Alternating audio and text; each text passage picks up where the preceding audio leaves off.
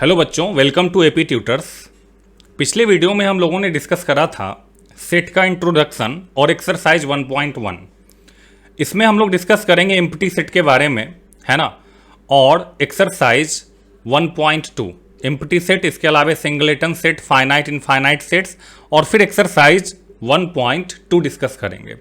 तो वीडियो में अंत तक बने रहना है ना, और समझने की कोशिश करना है। सबसे पहले एम्प्टी सेट समझते हैं कि क्या होता है, और अगर आपने पिछला वाला वीडियो नहीं देखा है तो उसका लिंक मैंने डिस्क्रिप्शन में दिया हुआ है, वहां से जाकर के आप लोग देख लोगे।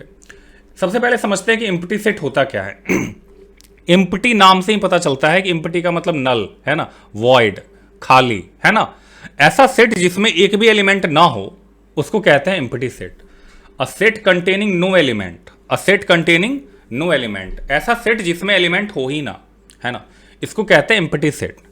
और एम्प्टी सेट का ही दूसरा नाम है वॉइड सेट या फिर नल सेट, है ना। नल का मतलब भी वही हुआ, है ना। तो अगर एम्प्टी सेट को डिनोट करना है, रिप्रेजेंट करना है, तो उसके लिए ये वाला सिंबल आता है। ये दिख रहा है आप लोगों को, ये वाला सिंबल, है ना, ये वाला सिंबल, ये एक्चुअली में फाई है। क्या है? फाई का सिंबल। इस तरीके से गोल बनाना है और ऐसे कट कर देना है। इसका मतलब होता है एम्प्टी सेट। या फिर करली ब्रैकेट बना के खाली छोड़ दो आप, करली ब्रैकेट बना के आप खाली छोड़ दो, उसका मतलब एम्प्टी सेट ही होता है। फिर अगर मान लो कहीं पे इस तरीके से करली ब्रैकेट के अंदर फाई लिखा हुआ है, तब ये एम्प्टी सेट के अंदर नहीं आएगा, तब वो एज अ एलिमेंट काउंट होगा, मतलब वन एलिमेंट की तरह वो काउंट होगा, है ना। ऐसा नहीं कि फाई जहां भी दिख गया तो वो एम्प्टी ही होगा। या तो फाई होना चाहिए या तो ब्रैकेट के अंदर कुछ नहीं होना चाहिए। अगर ब्रैकेट के अंदर फाई लिखा हुआ है, इसका मतलब है कि वो सिंगलेटन सेट के अंदर आ जाएगा, क्योंकि उसमें एक एलिमेंट आ जाता है ना। इस बात का ध्यान रखना है। अब इसके एग्जांपल्स की बात करते हैं। जैसे कि x such that x set builder form में लिखा हुआ है, x such that x belongs to natural number, n का मतलब होता है natural number, and x greater than equal to 2 less than equal to 3। अब आप ही बताओ, ऐसा कोई नेचुरल नंबर है जो 2 से ग्रेटर हो, 3 से स्मॉलर हो? 2 और 3 के बीच में नेचुरल नंबर होता ही नहीं है ना। 2 और 3 के बीच में अगर रियल नंबर की बात करें तो इनफाइनाइट होगा, रैशनल नंबर की बात करें तो इनफाइनाइट होगा। मतलब इसी क्वेश्चन में n की जगह पे अगर मैं r कर दूं ना, यानी कि x belongs to real number, तो फिर ये इनफाइनाइट सेट हो जाएगा, मतलब एम्प्टी सेट तो बिल्कुल भी नहीं रहेगा, है ना। तो चूंकि यहां पे नेचुरल नंबर को बिलोंग करना चाहिए और 2 और 3 के बीच में नेचुरल नंबर नहीं होता, इसका मतलब है ये आ जाएगा किसके अंदर? ये आ जाएगा वॉइड सेट के अंदर, एम्प्टी सेट के अंदर। तो इसको इक्वल टू में आप क्या लिखोगे? फाई लिखोगे। एग्जाम्पल नंबर 2 में कह रहे हैं कि x such that x is a number, x is not equal to x. अब आप ही बताओ, ऐसा कोई भी नंबर है जो खुद के इक्वल ना हो? अगर मैं कहूं 2 तो 2 के इक्वल होगा, 3 तो 3 के इक्वल होगा, 4 तो 4 के इक्वल होगा। इसी तरीके से एक्स हमेशा एक्स के इक्वल होगा। यहां पे कह रहे हैं नॉट इक्वल टू। तो दुनिया में ऐसा कोई भी नंबर नहीं है जो खुद के इक्वल ना हो, तो इसमें भी एक भी एलिमेंट नहीं आएगा, तो फाई हो जाएगा, है ना। फिर हम बात करते हैं तीसरे एग्जाम्पल की। यहां पे कह रहा है x such that x belongs to natural number, x less than 5 and x greater than 7। ऐसा कोई नंबर हो सकता है कि 5 से छोटा हो, 7 से ग्रेटर हो? अगर वो 5 से छोटा होगा तो 7 से भी छोटा होगा, और अगर 7 से ग्रेटर होगा तो 5 से भी ग्रेटर होगा। तो यहां पे ऐसा कोई भी नंबर नहीं है जो कि 5 से छोटा हो और 7 से ग्रेटर हो। जैसे हम 4 की बात करते हैं, 4 5 से तो छोटा है ना, 4 5 से तो छोटा है, लेकिन हम ये तो नहीं कह सकते ना कि 4 जो है वो 7 से ग्रेटर है, ये तो गलत हो जाएगा। तो ये वाला जो सेट है ये भी किसके अंदर आ जाएगा? एम्प्टी के अंदर, मतलब इक्वल टू फाई करके लिख लोगे आप, है ना। तो बेसिकली एम्प्टी का मतलब होता है जिसमें कोई भी एलिमेंट ना हो, है ना। इसी तरीके से और भी एग्जाम्पल्स हम लोग ले सकते हैं। जैसे मान लीजिए x such that x belongs to, मान लीजिए x such that x belongs to natural number and x less than 1। तो ऐसा कोई नेचुरल नंबर है जो 1 से छोटा हो? कोई भी नेचुरल नंबर नहीं है, तो ये भी क्या होगा? फाई के इक्वल हो जाएगा, है ना। तो ऐसे इनफाइनाइट एग्जाम्पल्स आप ले सकते हो।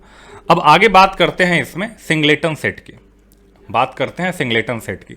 नाम से ही पता चलता है सिंगल, ऐसा सेट जिसमें एक एलिमेंट हो, ऐसा सेट जिसमें एक एलिमेंट हो उसको हम क्या कहेंगे? सिंगलेटन सेट कहेंगे। अ set containing exactly one element is called a singleton set. अगर मैं इसके एग्जाम्पल्स की बात करूं, एग्जाम्पल की अगर मैं बात करूं तो मान लीजिए x such that x equal to x such that x equal to natural number, या फिर x such that x belongs to natural number and x less than 2, अगर मैं ऐसा लिखता हूं तो 2 से छोटा नेचुरल नंबर एक ही होगा ना, तो इसके अंदर एक एलिमेंट आ जाएगा 1, है ना, इस तरीके से। या फिर कहीं पे आपको ब्रैकेट के अंदर ए लिखा हुआ मिले या फिर ब्रैकेट के अंदर 5 लिखा हुआ मिले, मैंने अभी अभी कहा ब्रैकेट के अंदर अगर 5 है तो वो एक एलिमेंट कहलाएगा, मतलब वो एम्प्टी के अंदर नहीं आएगा। या तो अगर आपको 5 मिले या तो खाली ब्रैकेट मिले तो आप कह सकते हो एम्प्टी सेट है, ठीक है। अब बात करते हैं फाइनाइट और इनफाइनाइट सेट की। नाम से ही पता चलता है, फाइनाइट का मतलब ऐसा सेट जिसमें आप नंबर ऑफ एलिमेंट काउंट कर सको, और इनफाइनाइट का मतलब ऐसा सेट जिसमें आप नंबर ऑफ एलिमेंट काउंट नहीं कर सकते हो। तो डिफिनेशन आपका ये कहता है कि एन एम्प्टी सेट और a non empty set, non empty का मतलब जो एम्प्टी नहीं है, जो खाली नहीं है, in which the process of counting of element surely comes to an end is called a finite set. मतलब काउंटिंग करो तो काउंटिंग खत्म हो जाना चाहिए, तो वो फाइनाइट में आएगा। और अगर आप काउंटिंग करो और काउंटिंग खत्म ही ना हो तो इनफाइनाइट में आएगा। A set which is not a finite set is called infinite set. तो the number of distinct element contained in a finite set A is denoted by N A. अब सवाल है कि नंबर ऑफ एलिमेंट को आप कैसे represent करोगे, तो एन ए से रिप्रेजेंट करते हैं। जैसे मान लीजिए कि कोई सेट ए है और इसके अंदर 3 एलिमेंट है 1 2 3, तो आप कहोगे कि एन ए इक्वल टू 3, मतलब एन ए का जो वैल्यू होगा वो 3 होगा, है ना। इसी एन ए को कार्डिनल नंबर भी कहते हैं। क्या कहते हैं? Cardinal number. याद रखिएगा इस बात को, इसी नंबर को, यानी कि नंबर ऑफ एलिमेंट जो भी होता है उसी को कार्डिनल नंबर कहते हैं। तो कभी अगर आपसे कह दिया जाए कि सेट का कार्डिनल नंबर बताओ, तो नंबर ऑफ एलिमेंट जनरली आपसे वहां पे पूछा जा रहा होगा। अब आगे है इक्वल सेट। किसी भी दो सेट में एग्जैक्टली सेम एलिमेंट हो, ऑर्डर आगे पीछे हो सकता है, तो ऐसे सेट्स को कहते हैं इक्वल सेट, है ना। क्या क्या कहते हैं? इक्वल सेट कहते हैं। तो जैसे मान लीजिए कि दो सेट हम ले लेते हैं 1 2 3 और एक सेट बी ले लेते हैं 2 3 1, है ना। ऑर्डर को आगे पीछे कर दिया है लेकिन नंबर्स तो सेम ही है ना, नंबर्स तो सेम ही है ना। तो आप यहां पे कह सकते हो ए इक्वल टू बी, क्योंकि एग्जैक्टली सेम एलिमेंट है ना, एग्जैक्टली सेम एलिमेंट है। या फिर बी की जगह पे 1 2 3 भी रहता तब भी, मतलब ऑर्डर आगे पीछे अगर हो जाए उससे कोई प्रॉब्लम नहीं है। जैसे मान लीजिए कि सेट ए के अंदर ए कॉमा बी है और सेट बी के अंदर बी कॉमा ए है ना, ऑर्डर को आगे पीछे कर दे उससे कोई फर्क नहीं पड़ता, ए इक्वल टू बी ही होगा, है ना। इसी तरीके से मान लीजिए ए के अंदर लिखा हुआ है डी ई एफ, है ना, और एक सेट ई है जिसके अंदर लिखा हुआ है डी ई एफ, तो सेम है, एग्जैक्टली सेम है, तो ए इक्वल टू ई हो जाएगा। तो यही है। अब आते हैं इक्विवेलेंट सेट में। इक्विवेलेंट सेट में जो है ना, बस नंबर ऑफ एलिमेंट सेम होना चाहिए। क्या एलिमेंट है उससे हमें मतलब नहीं है ना। जैसे यहां पे कह रहा है इक्विवेलेंट सेट, तो मान लो आप सेट ए के अंदर 1 2 3 है और सेट बी के अंदर ए बी सी लिखा हुआ है, तो नंबर्स तो अलग अलग है ना। यहाँ पे 1 2 3 है और इसमें अल्फाबेट ले लिया है, तो यहाँ पे एन ए इक्वल टू 3 है और एन बी इक्वल टू भी क्या है? 3 है। Number of element in set A वो भी 3 है और number of element in set B वो भी 3 है। तो since N A equal to N B, N A equal to N B, therefore set A and set B are equivalent set. आ रहा है समझ में? बस नंबर ऑफ एलिमेंट सेम होना चाहिए। तो जो इक्वल सेट होगा उसमें नंबर ऑफ एलिमेंट तो सेम होगा ही ना। तो इससे यह निष्कर्ष निकलता है कि equal sets are always equivalent. अगर इक्वल है तो इक्विवेलेंट होगा ही, but equivalent sets need not to be equal, है ना। अगर इक्विवेलेंट है तो इक्वल हो भी सकता है, नहीं भी हो सकता, लेकिन अगर इक्वल है तो ऑलवेज इक्विवेलेंट होगा ही होगा। इस बात का ध्यान रखना है, ठीक है। अब आते हैं एक्सरसाइज 1.2 पे। आप लोगों को मैं फिर से बता दूं, जो भी कंसेप्ट जिस एक्सरसाइज में रिक्वायर्ड होगा उसको डिस्कस करते हुए आगे का एक्सरसाइज करेंगे। इससे क्या होगा, समझने में आसानी होगी। ऐसा नहीं कि सारा कंसेप्ट मैंने पहले कर लिया फिर एक्सरसाइज कर रहे हैं, कुछ समझ में नहीं आएगा। तो जो भी एक्सरसाइज कराना होगा एनसीईआरटी का, पहले हम क्या करेंगे, उससे रिलेटेड जो कंसेप्ट है वो डिस्कस कर लेंगे। तो एनसीईआरटी का एक्सरसाइज 1.1 डिस्कस कर चुके हैं, जिसका वीडियो लिंक मैंने डिस्क्रिप्शन में दे दिया है, वहां से जाके आपको देख लेना है ना। अब 1.2 का क्वेश्चन नंबर फर्स्ट का फर्स्ट देखते हैं। Set of odd natural number divisible by 2। तो ऐसा कोई ऑड नेचुरल नंबर हो सकता है जो 2 से डिविजिबल हो ही नहीं सकता, क्योंकि ऑड नेचुरल नंबर में 3 आता है, 5 आता है, 7 आता है, 9 आता है, 11 आता है, इस तरीके से। तो ऑड नंबर कभी भी 2 से डिविजिबल नहीं होगा। अगर 2 से हो गया तो वो ऑड रहेगा किस बात का, तब तो वो इवन हो गया ना। तो अगर 2 से डिविजिबल हो रहा है तो ऑड तो होगा ही नहीं, मतलब ये नल सेट का एग्जाम्पल है। 5 लिख दो या फिर इस तरीके से ब्रैकेट लिख करके आप छोड़ सकते हो। Set of even prime number, तो set of even prime number में आपका क्या आ जाएगा, 2 आ जाएगा, तो ये सिंगलेटन के अंदर आ जाता है, तो एम्प्टी तो ये नहीं होगा।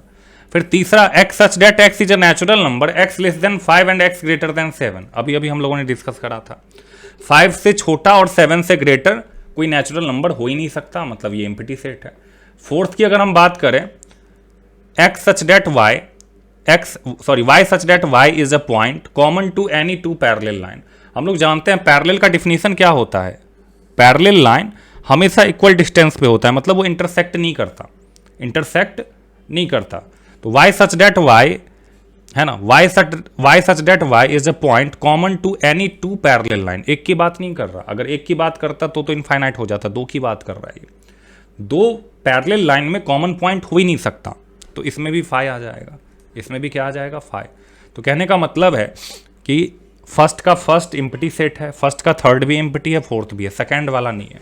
सेकंड वाले में एक प्राइम नंबर आ जाएगा जो कि इवन प्राइम नंबर है, ठीक है ना। अब आते हैं क्वेश्चन नंबर 2 पे। Which of the following sets are finite और इनफाइनाइट, कौन सा फाइनाइट है कौन सा इनफाइनाइट है। तो फर्स्ट है the set of month of a year, 12 month होता है, तो ये फाइनाइट होगा, क्या हो जाएगा, फाइनाइट हो जाएगा।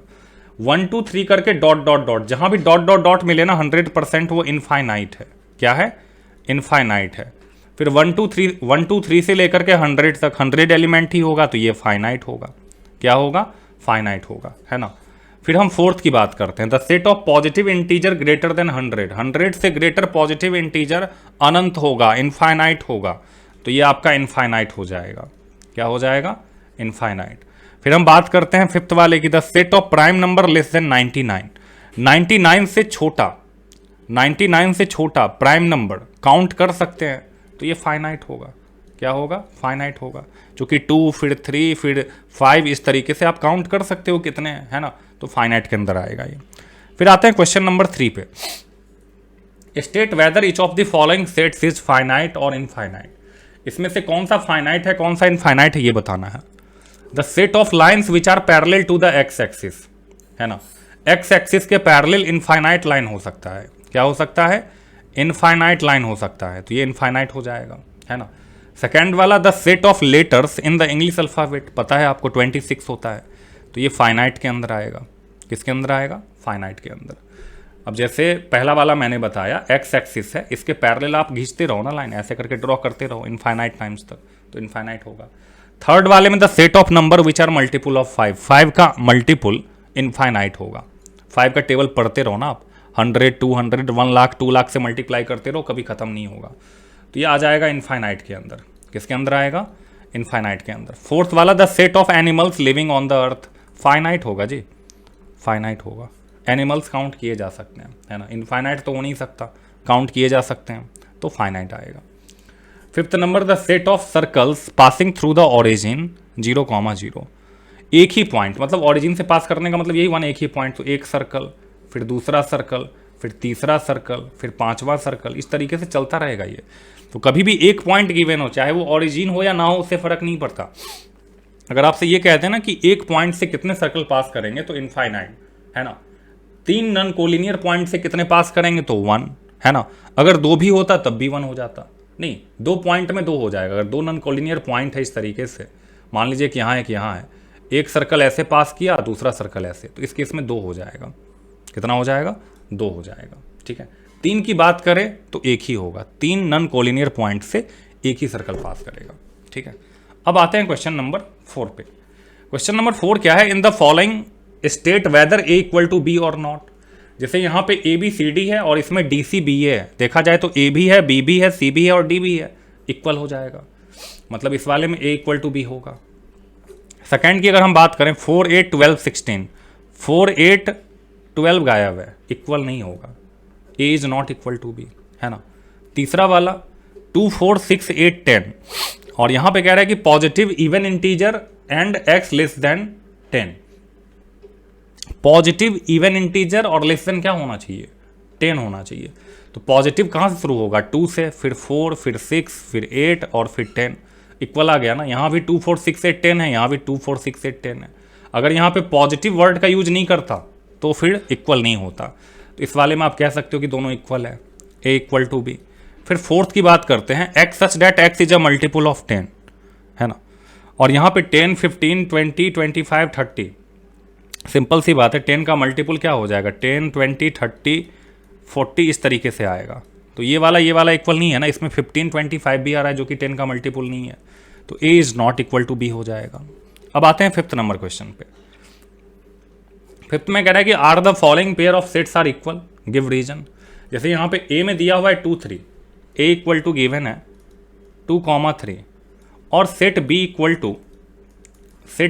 To x such that x is solution of x square plus 5x plus 6 equal to 0। अब इसको फैक्टोराइज करेंगे तभी ना पता चलेगा।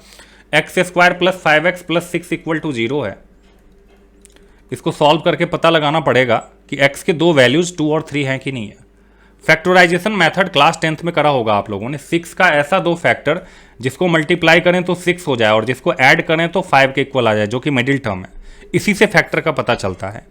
तो एक्स स्क्वायर प्लस में 2x प्लस में 3x प्लस में 6 इक्वल टू 0। कॉमन x लेंगे तो ब्रैकेट के अंदर x प्लस 2 होगा, 3 कॉमन लेंगे तो ब्रैकेट के अंदर x प्लस 2 होगा इक्वल टू 0। फिर x प्लस 2 को बाहर करेंगे तो ब्रैकेट के अंदर x प्लस 3 होगा इक्वल टू 0। x प्लस 2 को 0 के इक्वल करेंगे और x प्लस 3 को 0 के इक्वल करेंगे तो x का एक वैल्यू आएगा -2 और x का एक वैल्यू आएगा -3। तो यहाँ पे +2 +3 और हमारा जो आंसर आ रहा है -2 -3 आ रहा है। मतलब आपका जो सेट बी है उसमें दो एलिमेंट हैं -2 और -3। Therefore a is not equal to b. a जो है वो b के इक्वल नहीं होगा, है ना। अब बात करते हैं सेकंड क्वेश्चन की। a में लिखा हुआ है फॉलो और b में लिखा हुआ है वॉल्व। अगर हम लेटर्स की बात करें तो यहाँ भी आपका FOL एक ही बार आएगा, फिर O और फिर W। और अगर हम वॉल्व की बात करें तो इसमें भी F है, फिर O है, फिर L है, फिर O है और फिर W है। तो therefore a equal to b यहाँ पे हो जाएगा। दूसरा वाला इक्वल है, पहला वाला इक्वल नहीं है ना। अब हम बात करते हैं क्वेश्चन नंबर 6 की। क्योंकि इजी है इसलिए थोड़ा फास्ट निकल रहा है, इसमें ऐसा कुछ नहीं है जो आपको कठिन लगे, बहुत ही आसान है। 6 में कह रहा है from the sets given below select equal sets. कह रहा है इक्वल सेट्स को कलेक्ट करो। तो यहाँ पे देखिए सेट ए में 2 4 8 12 लिखा हुआ है और कहीं देखिए 2 8 4 12 है लिखा हुआ। यहाँ पे है भी 8 12 लेकिन 14 है, फिर 4 भी है, नहीं होगा। बी की बात करें तो 1 2 3 4 और डी की बात करें तो यहाँ भी 1 2 3 4 है, बस ऑर्डर को आगे पीछे कर दिया है। तो एक तो आपका बी इक्वल टू डी हो जाएगा, है ना। एक तो b इक्वल टू डी हो जाएगा और दूसरा नंबर यहाँ पे -1, है और यहाँ पे 1, है। ऑर्डर आगे पीछे होने से फर्क नहीं पड़ता। तो e इक्वल टू जी है, e इक्वल टू जी है। बाकी a b के इक्वल नहीं है, b h के इक्वल नहीं है, बाकी कोई भी सेट आपस में इक्वल नहीं है। तो ये एक्सरसाइज 1.2 का क्वेश्चन 6 क्वेश्चन था जो हमने पूरा करा। आसान था इसलिए इतना फास्ट करा हमने। अगर कुछ समझाने वाला होता तो थोड़ा टाइम लेके करते। अब इसके बाद हम लोग आगे करेंगे जिसमें हम लोग सब सेट्स के बारे में जानेंगे। सुपर सेट के बारे में तो पढ़ चुके हैं, है ना। पावर सेट के बारे में जानेंगे, पावर सेट क्या होता है, सबसेट क्या होता है ना। तो इन सब चीज़ों के बारे में हम लोग डिटेल में पढ़ाई करेंगे। फिर उसके बाद एक्सरसाइज 1.3 फिर 1.4 इस तरीके से कंटिन्यू करेंगे, है ना। वीडियो आपको कैसा लगा कमेंट करके बताना है, अपने दोस्तों के साथ भी शेयर करना है। मिलते हैं ऐसे वीडियो के साथ, है ना। मिलते हैं ऐसे ही वीडियो के साथ, तब तक के लिए धन्यवाद।